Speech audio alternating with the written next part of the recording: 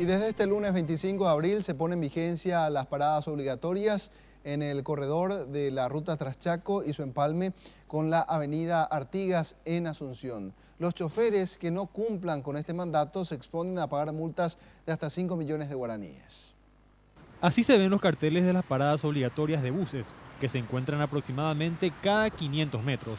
A partir de hoy se inicia el plan de adecuación, que se extenderá por 30 días. 45 paradas dentro de lo que es la primera troncal de Traschaco Artigas.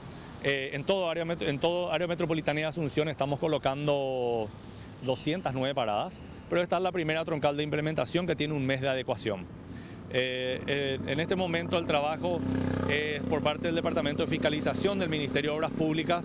Estamos mostrando a los buses dónde deben entrar para recoger a los pasajeros y también informando a los pasajeros, entregando este volante informativo a los pasajeros que no están en las paradas, de tal manera que estos puedan caminar y dirigirse hacia las paradas obligatorias.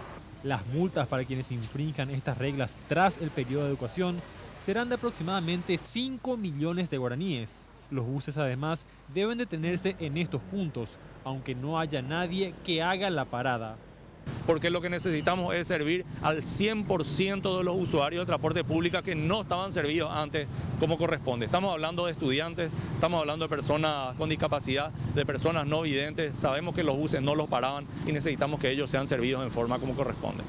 Los pasajeros se mostraron felices con esta nueva medida. Estoy de acuerdo, ¿verdad? Súper, ¿verdad? Porque el tráfico mismo es un poco pesado, ¿verdad? Pero no se cumple. Y la verdad que está más unos autos, la verdad que cada rato queda. ¿Y con este nuevo sistema vos crees que va a ir más rápido? Sí, yo creo que sí.